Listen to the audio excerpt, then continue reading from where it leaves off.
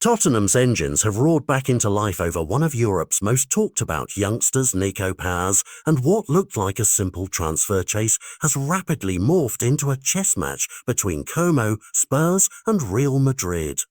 Initially, there was a rejected approach that landed headlines, an early offer from Spurs of roughly Euros 40 million that Como quickly turned down, and in the last 48 hours, that bid was reportedly improved as Tottenham tried again with something close to Euros 50 million, a move that puts fresh pressure on an Italian club that values the player far higher. But the numbers on paper are only the start. Como, according to multiple reports, have set a much firmer asking price, nearer to Euros 70 million, a figure that transforms any negotiation from a routine signing into a strategic brinkmanship that forces Tottenham to weigh cost, ambition and risk. More importantly, the deal is tangled in clauses that make this story far less straightforward than a Spurs by Paz headline. Real Madrid, who developed Paz in their system, and arranged his move to Como in a way that protects their future options, retained contractual strings, a buyback right in future windows for a relatively small fee, and a sell on arrangement that would see Madrid take a huge slice of any transfer payout.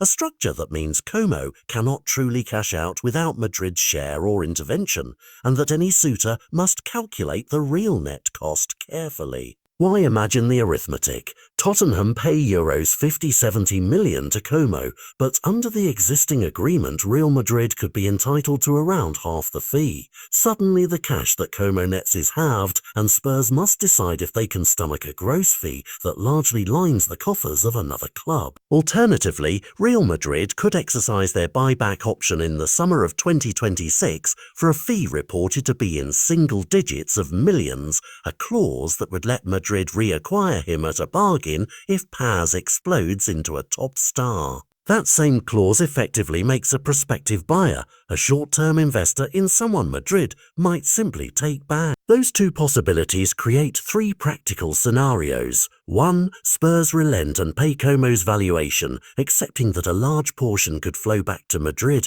and that Paz might still return to Spain later. 2. Como hold firm and the player stays in Italy for further development, while Madrid waits to decide whether to trigger the buyback. 3. Spurs walk away, look elsewhere, and risk losing the race to clubs willing to pay the premium.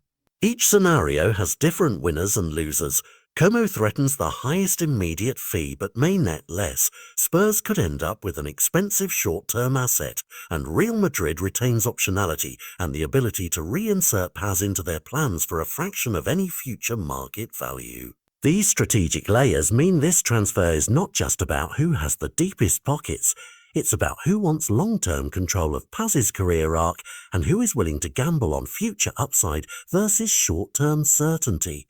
For Spurs, the decision is particularly thorny. Strengthen now with a risky asset who might be Madrid's again, or preserve transfer firepower for targets without such strings attached. For Madrid, the clause structure is a low-risk way to monitor development while keeping a potential star on the book. For Paz himself, the choice is personal as much as financial. Immediate Premier League exposure and a big move to London, or continued development in Serie A with a potentially clearer path back to the Bernabeu if Madrid decide to. In short, this is the deal everyone misses when they only look at the headline fee. The true story lives inside the clauses, the buyback rights, the split of proceeds, and the calendar that lets Madrid reacquire him for a fraction later. That hidden architecture is what could cost Spurs millions, not just in transfer fees, but in long-term sporting value if they misread Madrid's intentions.